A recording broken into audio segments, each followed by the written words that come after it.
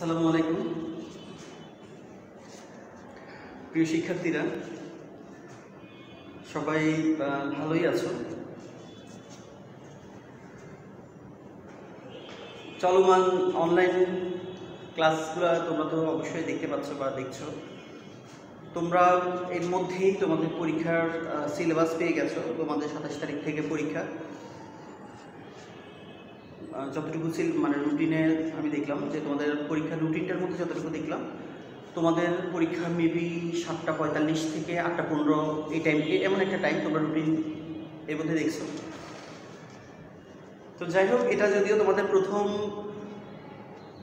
Online পরীক্ষা, class 6-এ 6ষ্ঠ শ্রেণীর স্টুডেন্টদের প্রথম অনলাইন পরীক্ষা।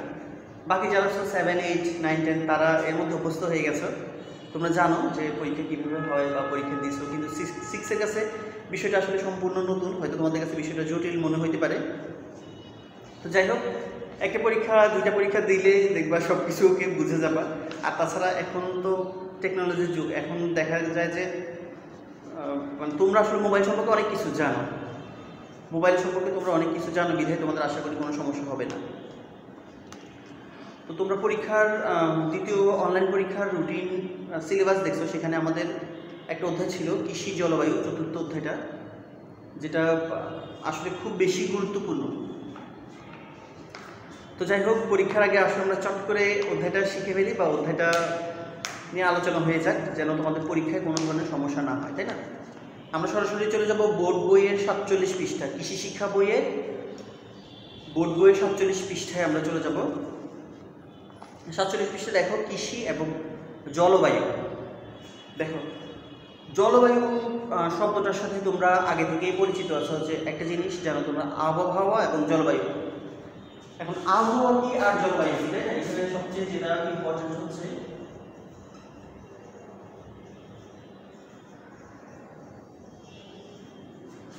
আবহাওয়া এবং জলবায়ু, এই কথাটা সবচেয়ে বেশি ইম্পর্টেন্ট। আবহাওয়া তো প্রতিনিয়তই চেঞ্জ হয়, তাই না? কোনো স্থানের প্রতিদিনের পরিবেশের অবস্থাই হচ্ছে সেটার আবহাওয়াটা। আর জলবায়ুটা তোমরা জানো যে কোনো একটা নির্দিষ্ট স্থানের দীর্ঘদিনের, সেটা হইতে পারে 8-9 বছর, 10-12 বছরের যে আবহাওয়াটার মূল গড়টাই হচ্ছে সেখানকার জলবায়ু।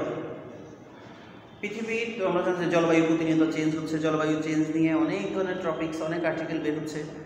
জলবায়ু পরিবেশ রক্ষার জন্য, জলবায়ু ঠিক রাখার জন্য অনেক ধরনের সংগঠন হচ্ছে, অনেক তহবিল গঠন করতেছে। যাই হোক, সেটা যদিও আলোচ্য বিষয় না হয়, এখানে আলোচ্য বিষয় যেটা সেটা হচ্ছে যে আবহাওয়া এবং জলবায়ু কৃষির উপর কীভাবে প্রভাব ফেলে, তাই না?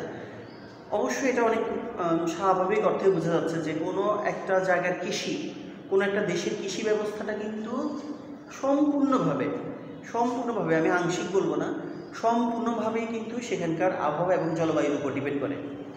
সব আবহাওয়াতে, সব জলবায়ুতে তো সব ধরনের ফসল চাষ করা যায় না, এটা তোমরা ভালো করেই জানো। যেমন বর্তমানে যদিও গ্রিন হাউসের মাধ্যমে অনেক জায়গায় অনেক ধরনের ফল চেষ্টা করতেছে, কিন্তু আসলে তবুও একটা শূন্যতা, একটা ঘাটতি থেকেই যাচ্ছে।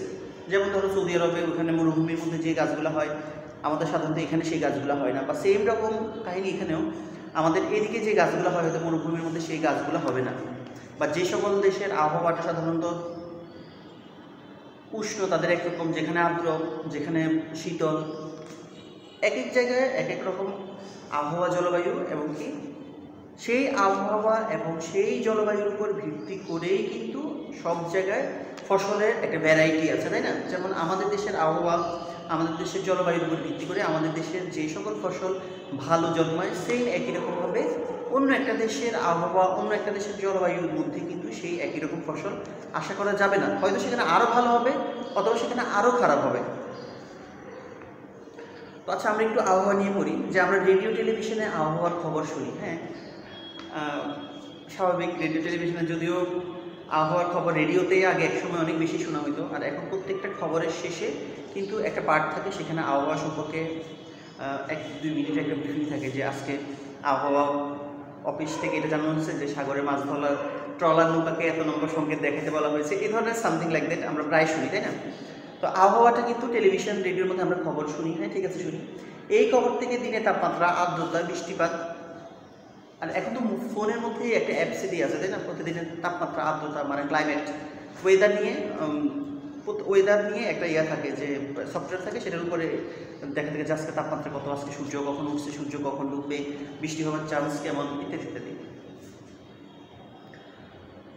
দিনের তাপমাত্রা, আর্দ্রতা, বৃষ্টিপাত ইত্যাদি তথ্য জানতে পারি। আগামী কয়েকদিনের তাপমাত্রা কেমন হবে, আর্দ্রতা, আকাশ কেমন থাকবে, সে তথ্যও জানতে পারি। আগামী সব তথ্যকে আবহাওয়ার পূর্বাভাস বলা হয়। সুতরাং কোনো স্থানের দৈনন্দিন বায়ুমণ্ডলের অবস্থাকে আবহাওয়া বলে। আবহাওয়ার বৈশিষ্ট্যগুলো যেটা হলো, আমি একটু আগে বলছিলাম যে কোনো প্রতিদিনের অবস্থাটাই হচ্ছে প্রতিদিনের আবহাওয়া। যেমন ধরো আজকের আবহাওয়া একটু মেঘলা, আমি বাইরের দিকে দেখতেছি যে আজকে আবহাওয়াটা একটু মেঘলা, বৃষ্টি হওয়ার সম্ভাবনা আছে, তবে প্রচুর গরম করতেছে। সেই একই রকমভাবে হয়তো কালকে আবহাওয়াটাতে কালকে প্রচণ্ড বৃষ্টিপাত থাকবে, তারপর বজ্রসহ বৃষ্টিপাত হবে, তাই না? আচ্ছা, যাই হোক, আবহাওয়ার বৈশিষ্ট্যগুলো কী কী হতে পারে? স্থানীয় মৌসুমী বায়ু প্রবাহ দ্বারা প্রভাবিত হয়। আবহাওয়া দ্রুত পরিবর্তনশীল, মাটির গুণাবলীতে তেমন প্রভাব ফেলে না, কোনো কোনো অঞ্চলে ফসলের পরিচর্যায় আবহাওয়ার প্রভাব বিস্তার করে। অর্থাৎ স্থানীয় মৌসুমী প্রবাহ দ্বারা প্রভাবিত হয়।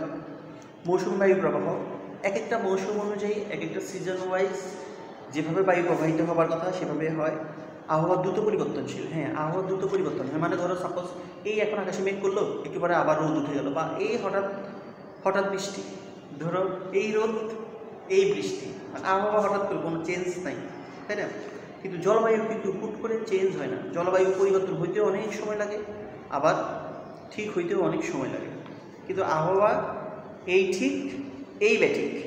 ওকে, কোনো কোনো অঞ্চলে ফসলের পরিচর্যায় আবহাওয়ার প্রভাব বিস্তার করে। ফসলের পরিচর্যায় আবহাওয়ার প্রভাব বিস্তার করে, আমি একটু আগে এই কথাটাই বলছিলাম যে কিছু কিছু ফসল আছে যেটা একটা নির্দিষ্ট আবহাওয়াতেই হয়, তাই না? সো তার মানে ওই আবহাওয়াটার মধ্যে নিশ্চয়ই এমন কিছু আছে যেটা সেই ফসলটাকে বৃদ্ধি করতে, সেই ফসলটার ভালো ফলনের জন্য দায়ী বলতে সাহায্য করে আর কি। তো এই কথাটাই বলছে, কোনো কোনো অঞ্চলে ফসলের পরিচর্যায় আবহাওয়ার প্রভাব বিস্তার করে। জলবায়ুর কথা বলছে। জলবায়ুর কথা কি বলছে? জলবায়ু পরিবর্তনের কথাটি আমরা প্রায় শুনতে পাই। জলবায়ু সম্পর্কে জানতে হলে প্রথমে আবহাওয়া সম্পর্কে জানতে হবে। কোনো স্থানের 25 থেকে 30 বছরের আবহাওয়ার গড়কে সেই স্থানের জলবায়ু বলে। অর্থাৎ দীর্ঘদিন পর্যন্ত আবহাওয়াটাকে তারা পর্যবেক্ষণ করার পরে সেই সার্বিক আবহাওয়ার অবস্থানের উপর ভিত্তি করেই তারা জলবায়ু সম্পর্কে সিদ্ধান্ত নেয়, তাই না? মানে একটা দেশের 25 থেকে 30 বছরের আবহাওয়ার গড়টাই হচ্ছে জলবায়ু, এক কথায়। জলবায়ু কোন স্থানের দীর্ঘ সময়ের বায়ুমণ্ডলের গড় অবস্থা। দীর্ঘ সময়, জলবায়ুটা অনেক লেন্দি প্রসেস। জলবায়ু ধীরে ধীরে পরিবর্তন হয়। কোনো কোনো অঞ্চলে ফসলের প্রকার ও জাত নির্বাচনে প্রভাব বিস্তার করে। এখানে যে বলছে ফসলের প্রকার এবং জাত, জাত বলতে সাধারণত ধরো ধানের তো অনেক জাত, আমরা বাঙালি হিসেবে আমরা জানি যে ইরি আছে, বুড়ো, আউশ, আমন, অনেক ধরনের জাত। শুধু ইরি, আমন, আউশ, বুড়ো যে জাত এটা না, সেগুলোর ভিতরে আবার B1, B2 ইত্যাদি দেখো অনেক ধরনের হাইব্রিড, নন হাইব্রিড, অনেক ধরনের জাত আছে। এখন দেখা যায় যে আবহাওয়ার কারণে বা জলবায়ুর কারণে সেম ফসল কোথাও একরকম হচ্ছে, আবার কোথাও ফলন ভালো হচ্ছে, কোথাও ফলন খারাপ হচ্ছে। সেখানে দেখা যাচ্ছে যে একই ধানের, যে আউশ ধানের হয়তো আরেকটা জাত আরও অনেক ভালো হচ্ছে, তাই না? দেখুন জাতদের উপর বিশেষ করে এটা একই ধরন, একই গোষ্ঠী, কিন্তু জাতগুলোর মধ্যে বিভিন্ন প্রভাবের কারণে ফসলের ভ্যারাইটিসটা বিভিন্ন হচ্ছে। আবহাওয়ার উপাদান, অর্থাৎ একটা স্থানের আবহাওয়ার উপাদানটা, আবহাওয়া বলতে কোন কোন উপাদানগুলো থাকে সেখানে ওরা বলছে যে বাড়িপাত, সেখানে কী পরিমাণ বৃষ্টিপাত হচ্ছে, তাপমাত্রা কেমন, বায়ু গতি কেমন, বায়ুর মধ্যে আর্দ্রতা কেমন, জলীয় অংশটা কেমন, বায়ুর চাপ কেমন, মেঘের পরিমাণ কেমন, যেটা মেঘমালা, তারপর দৃষ্টিকার্যতা, খালি চোখে দূর পর্যন্ত দেখা যায় তাকে দৃষ্টিকার্যতা বলে। সূর্যের আলো কেমন, কত ঘন্টা সূর্য দিচ্ছে ইত্যাদি সব কিছু ডিপেন্ড হচ্ছে আবহাওয়ার উপাদান। অপরদিকে সেম একই রকমভাবে জলবায়ুর উপাদান কি হচ্ছে? সৌরবিকিরণ, মানে সূর্য কীভাবে বিকিরিত হচ্ছে। বায়ুপুঞ্জ বলতে মানে নির্দিষ্ট পথে বায়ু চলাটাকে বায়ুপুঞ্জ বলে। বায়ুর চাপ কেমন, বায়ুর চাপ হ্রাস বৃদ্ধি, মৌসুমের বায়ুর সাথে বায়ু প্রবাহ কি চাপ, বায়ুর চাপটা কি বাড়তেছে না বায়ুর চাপটা কমতেছে, সেটা বায়ুর চাপ। সমুদ্র স্রোত কিন্তু সেটার সাথে ডিপেন্ড। দেখো বিশাল একটা জিনিস। সমুদ্রের স্রোত উপকূলীয় অঞ্চলে তাপমাত্রাকে নিয়ন্ত্রণ করে। সমুদ্রের স্রোত সমুদ্রের উপকূলীয় অঞ্চলের তাপমাত্রাকে নিয়ন্ত্রণ করে। সো সমুদ্রের স্রোত জলবায়ুর একটা উপাদান। ভূমিবন্ধুরতা, বন্ধুর আমরা একটা মেবি এক কথায় প্রকাশ করছিলাম যে কোথাও উঁচু কোথাও নিচু, সেটাকে বলে বন্ধুর। সো বন্ধুর বলতে তোমরা বুঝতে পারছো যে মানে মাটির গড়নটা, সমুদ্র পৃষ্ঠের বাইরে এই মাটির গড়নটা কেমন, কোথাও উঁচু কোথাও নিচু, নাকি সমতল নাকি পাহাড়ি, সেটার উপরে ডিপেন্ড করে। ভূমির বন্ধুরতার উপরও কিন্তু কি জলবায়ুটা ডিপেন্ড করে। এখন আবহাওয়া এবং জলবায়ুর মধ্যে, তার মানে এখানে সবচেয়ে ইম্পর্টেন্ট যে প্রশ্নটা সেটা হচ্ছে আবহাওয়া কাকে বলে, জলবায়ু কাকে বলে। আবহাওয়া এবং জলবায়ুর মধ্যে পার্থক্য, তাই না? আবহাওয়া জলবায়ুর মধ্যে পার্থক্য, এটা নিঃসন্দেহে অনেক ইম্পর্টেন্ট একটা প্রশ্ন। তোমরা কি করবা, পার্ট করে দেবা, এটাকে পার্ট করে দেবো, মানে জাস্ট একটা কলামের মতো করবা, করে এক পাশে দিবা আবহাওয়া আর এক পাশে দিবা জলবায়ু। বাস এখান থেকে 5টা, সেই এখানে 5টা, ঠিক আছে? মানে আবহাওয়া জলবায়ুর মধ্যে পার্থক্য সাধারণত কীভাবে লিখতে হয় তোমরা জানো, যে একটা কল বক্স করে দুই পাশে আবহাওয়া জলবায়ু, এরকম করে তোমরা পার্থক্য বের করবা। এখানে অসংখ্য পার্থক্য আছে, তোমরা 6টা বা 7টা পার্থক্য খাতার মধ্যে লিখে অবশ্যই শিখে ফেলবো। ওকে,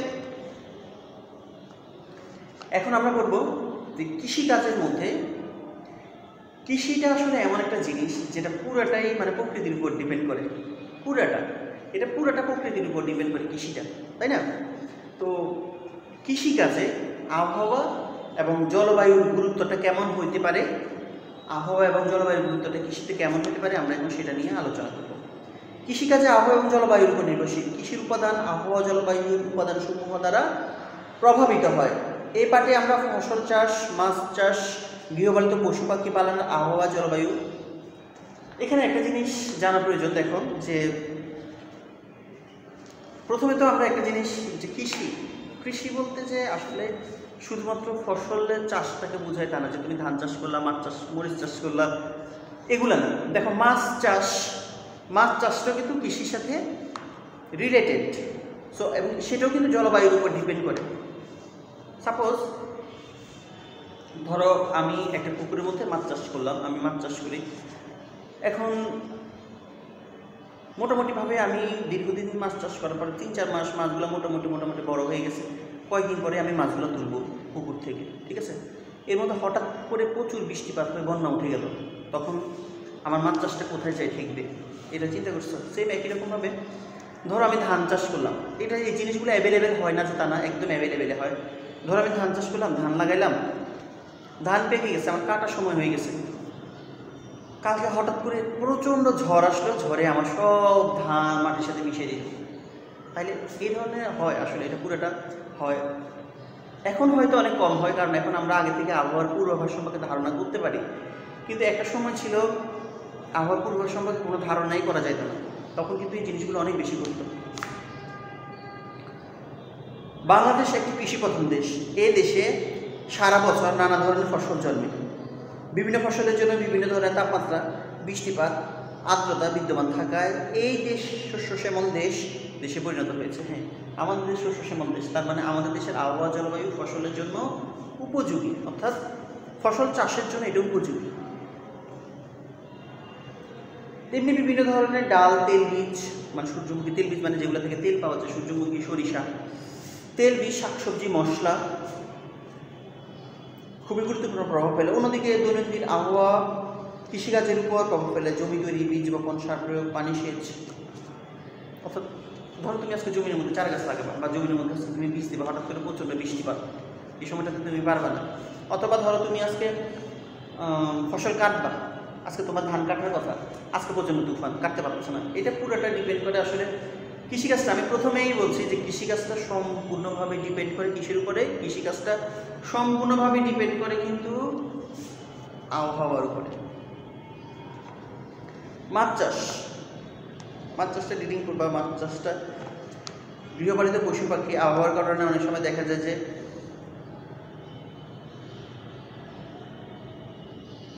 গৃহপালিত পশু পাখির উপরও প্রভাব ফেলে, কারণ তাদের খাবারটা বিঘ্ন ঘটে, তাই না? ধরো বর্ষাকাল, আমি মনে করো আমি ছাগল পালি, এখন সাধারণত ছাগল কিন্তু ছাগলের জন্য এভাবে ঘাস কাটতে হয় না, ছাগল কিন্তু চড়ে চড়ে খায়।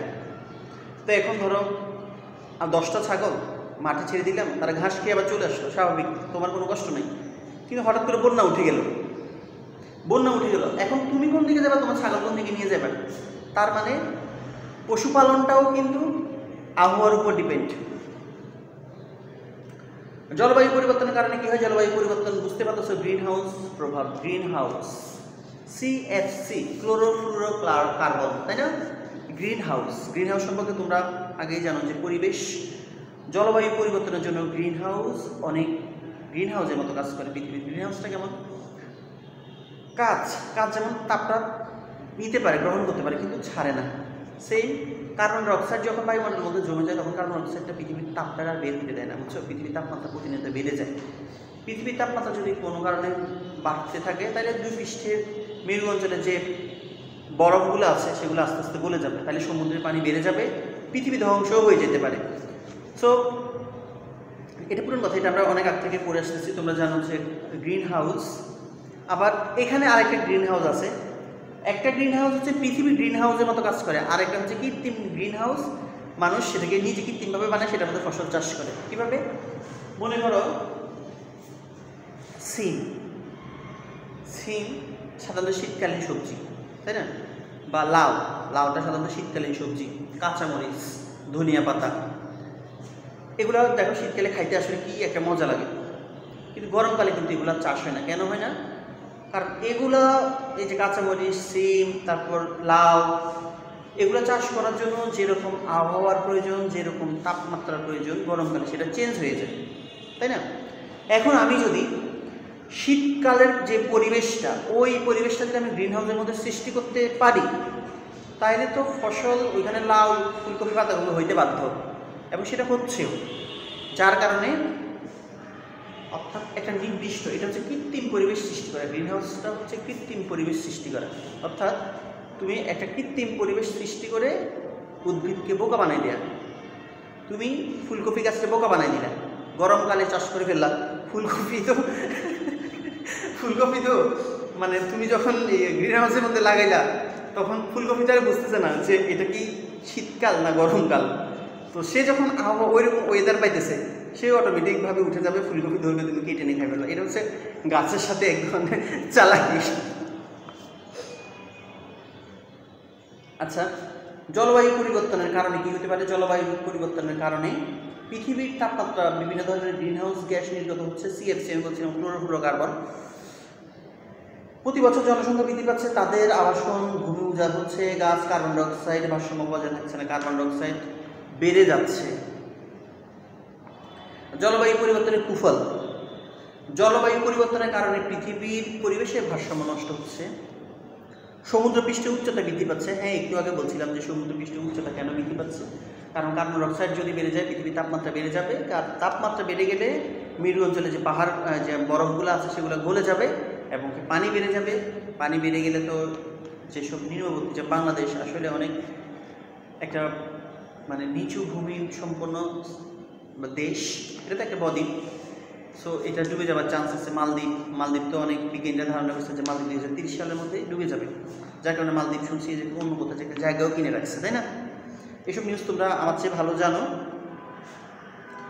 জলবায়ু পরিবর্তনের কুফল কী হতে পারে? লবণাক্ততা বৃদ্ধি পেতে পারে, বন্যার তীব্রতা বৃদ্ধি পেতে পারে, ঘূর্ণিঝড়ের তীব্রতা বৃদ্ধি পেতে পারে। অর্থাৎ সব মিলাই যেটা বুঝতেছি যে প্রাকৃতিক দুর্যোগটা অনেক বেশি বেড়ে যাবে। এখন যেভাবে হচ্ছে প্রাকৃতিক দুর্যোগটা, এখন যেরকম মাত্রা আছে, তখন আরও বেশি। এখন ধরো বন্যা হইলে হয়তো তোমার হাঁটু পরিমাণ পানি, তখন দেখবা যে গলা পরিমাণ পানি হয়ে গেছে বন্যা হইলে।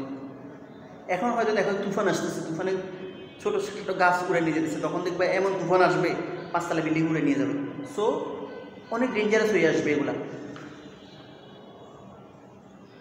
তার মানে আমরা অবশ্যই এখানে আবহাওয়া পরিবর্তনের কুফলটা, জলবায়ু পরিবর্তনের কুফলটা, জলবায়ু পরিবর্তন কেন হয়, এই সব বিষয় নিয়ে এখানে পড়বো। ওকে, পড়ছি, আমরা জানছি। তোমাদের জন্য যেটা কাজ, তোমরা প্রথমে তো বললাম যে জলবায়ু পরিবর্তনটা তোমরা দেখবা, মানে আবহাওয়া জলবায়ু পরিবর্তনের মধ্যে কারণটা দেখবা, পার্থক্যটা করবা। আবহাওয়া কাকে বলে, জলবায়ু কাকে বলে, তারপর আবহাওয়া জলবায়ু পরিবর্তনের সুফল তো নাই, অবশ্যই কুফলটা তোমরা দেখবা। এবং কি কৃষির উপর আবহাওয়া এবং জলবায়ু কীরূপ প্রভাব ফেলে সেটা দেখবা, করবা, শিখবা। আর পরীক্ষার জন্য সবসময় বেশি বেশি বেশি বেশি রিডিং করবা, কারণ তোমাদের এমসিকিউ টাইপ প্রশ্ন আসবে, এটা তো অবশ্যই জানো। শুধুমাত্র টিক চিহ্ন দিয়ে তোমরা আনসার দিবা। সো রিডিং খুব ভালো করে করতে হবে, বুকটা খুব ভালো করে রিডিং করতে হবে, তাহলে দেখবা একদম 100তে 100 কমন। ঠিক আছে, অধ্যায়টা আমি জাস্ট হাফ করলাম, কারণ অধ্যায়টা বড়, একদিন ফুল বলে তোমরা বুঝবে না। এটা সেকেন্ড পার্ট, নেক্সট ক্লাসে আপলোড করবো। প্রথম ক্লাসটা তোমরা দেখো, যদি কোনো প্রবলেম থাকে অবশ্যই অবশ্যই কমেন্ট বক্সে কমেন্ট করে জানাবা, কিংবা সরাসরি আমার সাথে যোগাযোগ করবা, ফোন নাম্বারে ফোন করবা। ইমোতে তো অনেকেই অ্যাড আছে, ইমোতে অ্যাড না থাকলে ইমোতে অ্যাড করে, বা হোয়াটসঅ্যাপ আছে, জুম আছে। এখন আসলে যোগাযোগের অসংখ্য মাধ্যম আছে, তুমি যে কোনো মাধ্যম ইউজ করে আমার সাথে যোগাযোগ করতে পারো। তো যে কোনো প্রবলেম অবশ্যই সলভ করে দেবো যদি থাকে। সেকেন্ড পার্ট দেখার আমন্ত্রণ রইল। সবাই ভালো থাকো, আল্লাহ হাফেজ, আসসালামু আলাইকুম।